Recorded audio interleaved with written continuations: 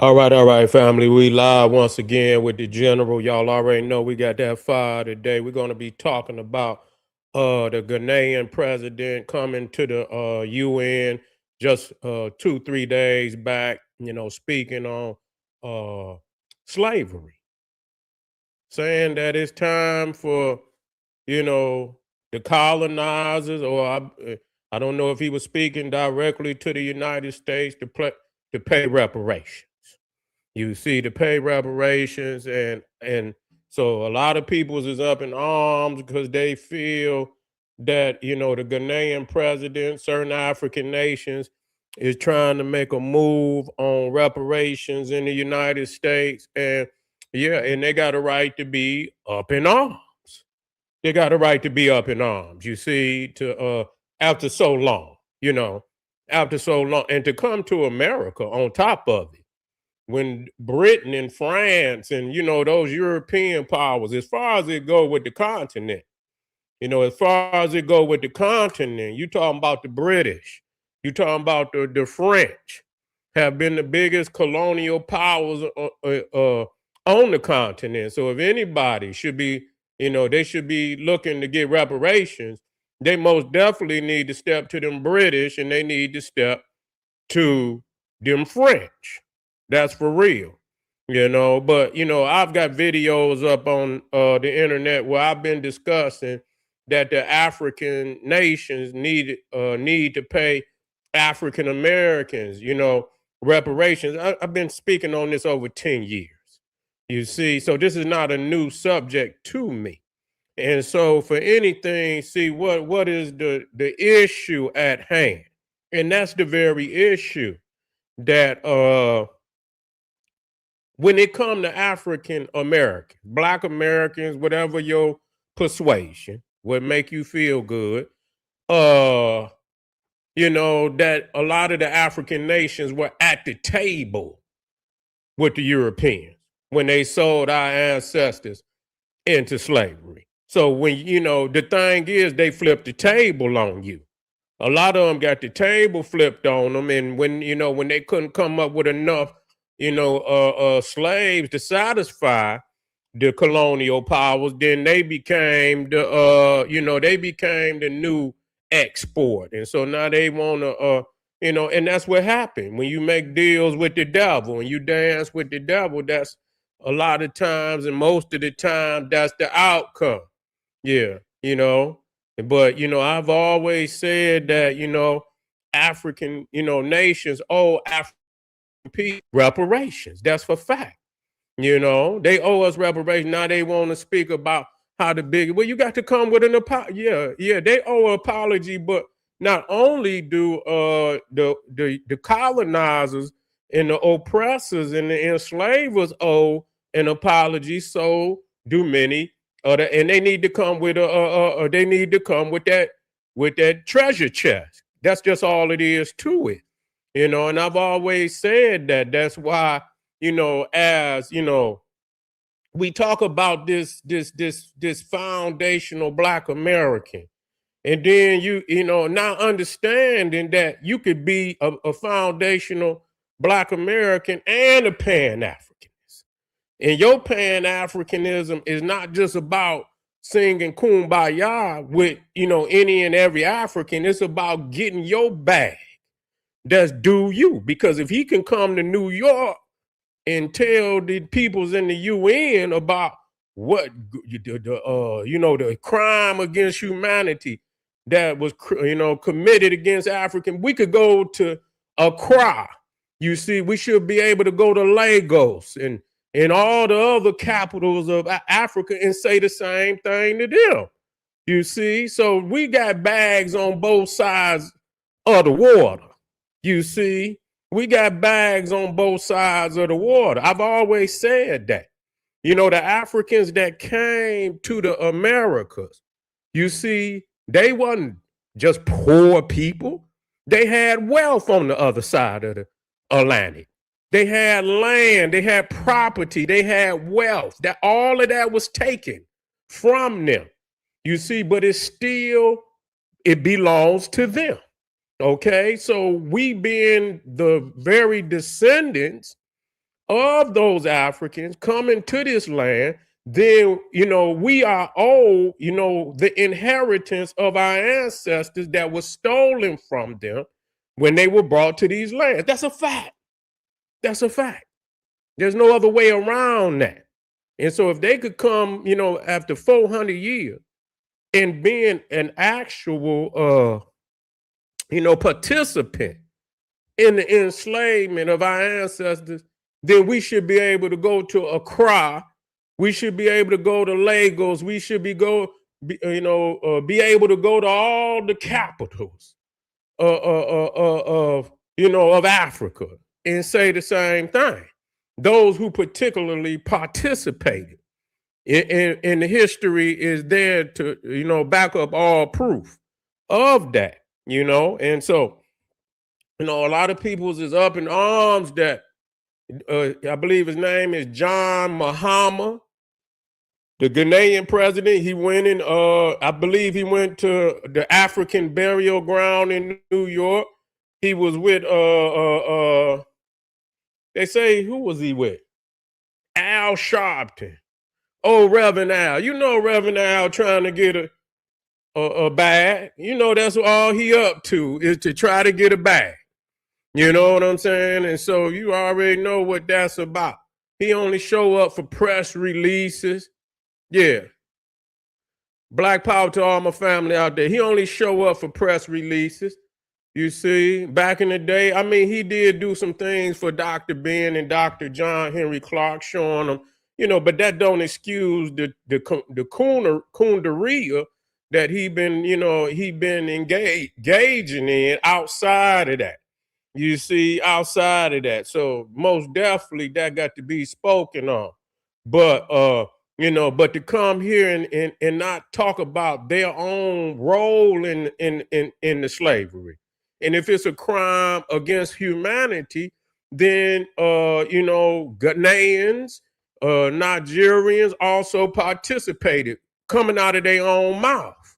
That they participated in a crime against humanity, and we are the inheritors of that legacy, and such a shameful legacy. Yet and still we rise. We come up out of it stronger than we've ever been before. We stronger because we survive when most people would have fail and succumb to those type of atrocities. We still prevail. We here today, but that part of it, I'm clear. That don't make us no less an African people. You see, because of our ancestors. We are African through our ancestors. We don't owe nobody nothing. We don't owe nobody an allegiance to anything to be African. You see, and so I know a lot of people's out there, they don't want to be African. They don't. But I understand. I continue to listen, and I know what they do want to be. You see, you got to be something.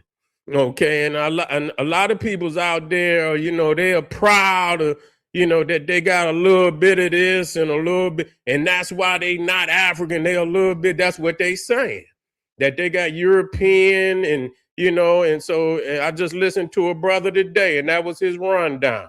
We can't claim that we're African because we got Indian in us, we got European, and so he got a picture up there where a chemist is pouring different nations into the bowl. So that's really what it boils down to.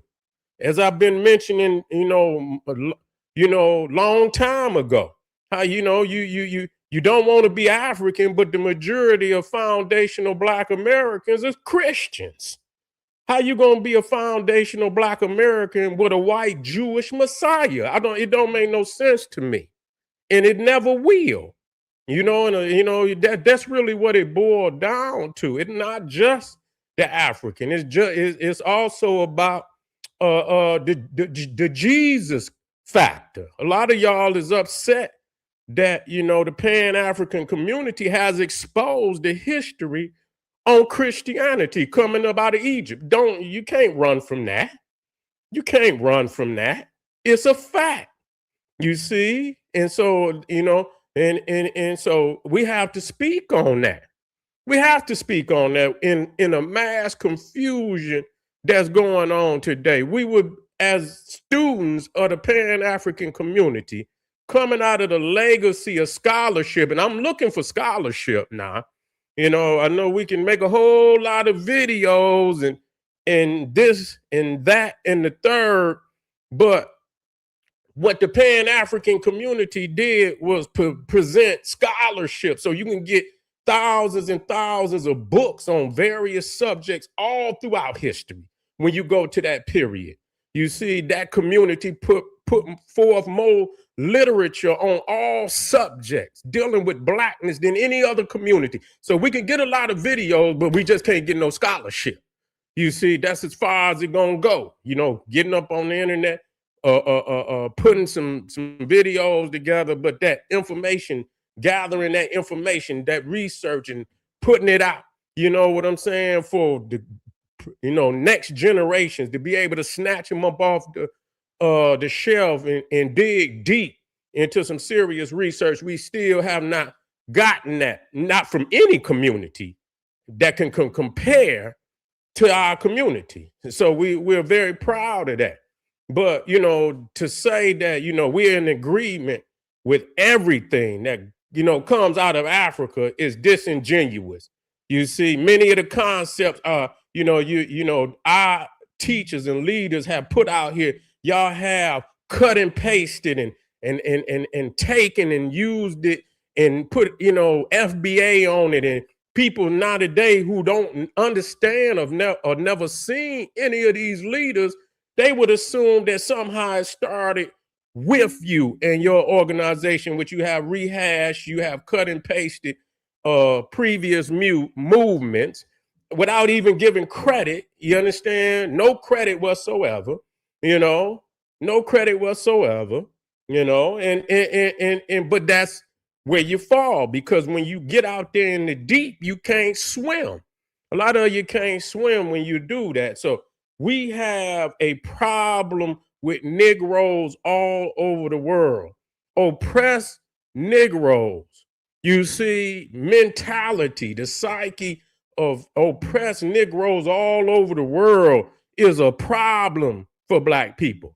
So it's not just here or there. There's no geography where you can go and this group is so better than this group in certain ways, maybe in this way, but all effed up in a whole nother kind of way. You see, all effed up in a whole nother kind of way. So, to come over here and to think that they could move in on Black Americans' reparations is totally absurd. It is totally absurd. And nobody's going to say none otherwise. You haven't been speaking up, but if you're going to speak up, make sure that you speak on what you did in that act of that crime against humanity. You had your hands in it. You was at the table. It might not have been the whole nation, but it was enough.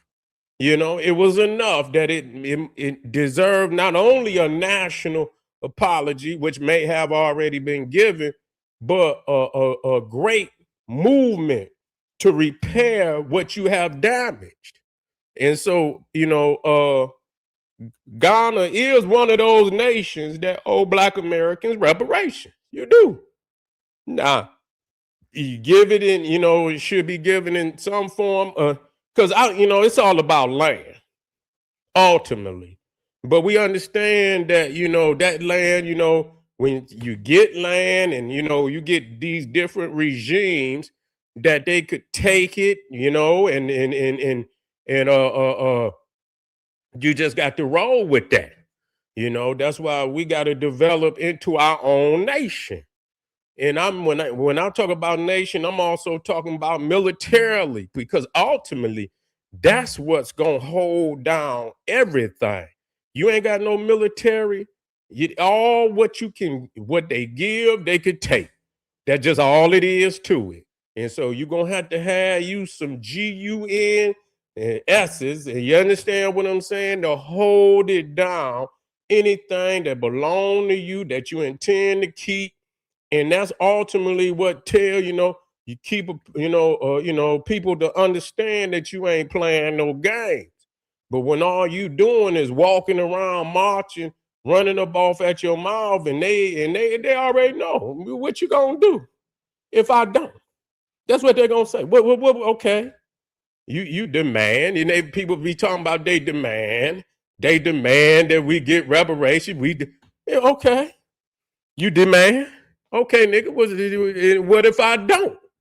That's what college said. What if I don't? What you gonna do then? You see what I'm saying? And so if you got to have something that's gonna bring some people to their knees, bring people to their knees when they don't, get right with your agenda, knowing is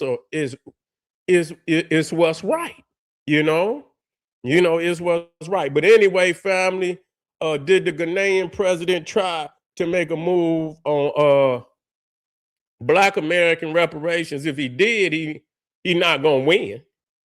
He ain't gonna win. Tell you that. He's not gonna win because as peoples is already up in arms about it. And so that just the alert is already out there. And so the message has been sent. And now that it is really out there, it's going to be even more powerful the next time something like this happens. You see, and so Black people got to get serious about what they're going to do. And ultimately, the power that you have right now, and you are powerful. Don't let nobody, if you believe that you're not powerful, then nigga, you ain't powerful. But you have power. You see, power is to be wielded. You see what I'm saying? You got a willpower. You see, you can't just up and you got numbers. And if you can get a collective to move on something, you see, and you put not only the force, you got to put masses, you got to have enough numbers, you got to have force. You see, you got to have force. That's a drive.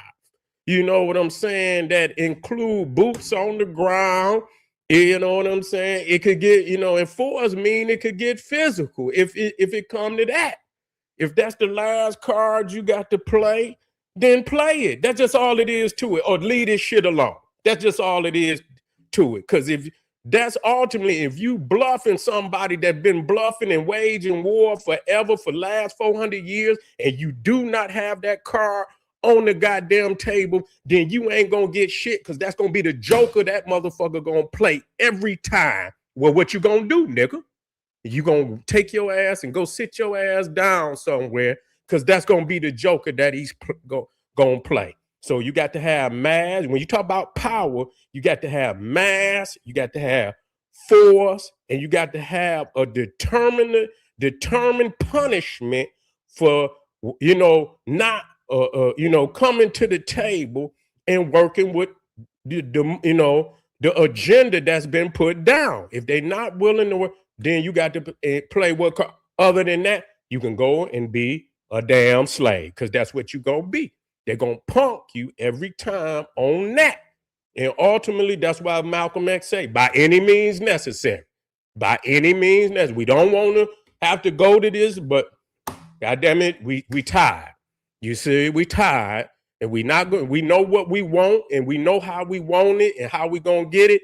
And we would rather do it the right way. But if we got to do it, by playing the joker, then that's what it's gonna be.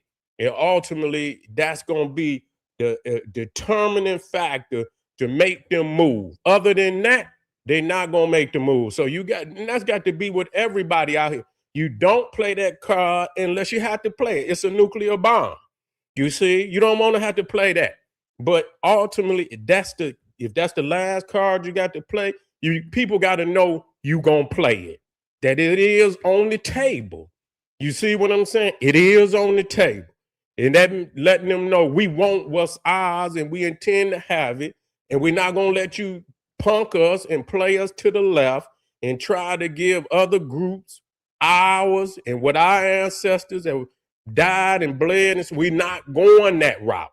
And once you put that on the table and they know you serious about that and that this shit could get ugly, then they'll rethink things and maybe come to the table. And even then, maybe ultimately, it's just gonna have to be what it's gonna have to be. You see, and that's necessary. That might be, you know what I'm saying, the ultimate, decision, anyway. But like they said, niggas kill niggas. But when it comes to anything else, they got to reconsider. We got to think about that. That's too much. That's too much to consider. But you can turn on the news every day and they could slaughter their own without no problem. Yeah, think about that. All right, family, I appreciate y'all being here today. We got some more fire lined up. Don't you dare miss it. Hit them notifications. Oh, yeah. I want y'all to get over to Patreon. We got that fire dropping today. We're going to be talking about, listen here now, we got to talk about it now. We ain't running. We strong, we strong on the information. Foundational Black Americans with a white Jewish Messiah. Yeah, let's talk about that. We talking about a ethnogenesis. Yeah, let's talk about it then. You see? Yeah. Yeah. Okay. General Seti at yahoo.com. Hit me up. Got a message from General Seti at yahoo.com. That's right, family. Drop it down for me. We're going to talk. And also, we're going to talk about that's tonight, family. So right after my YouTube, we're going on how ancient Egypt brought the whole world out of darkness. You got to notice these things. So can't nobody play you to the left. How ancient Egypt brought the world out of darkness. Both of these going down on Patreon tonight. Get on over there, family, and let's work out. All right, arm yourself with knowledge, bang on the Wicked Beast Daily Liberation through African education and confrontation. Boom. Black power.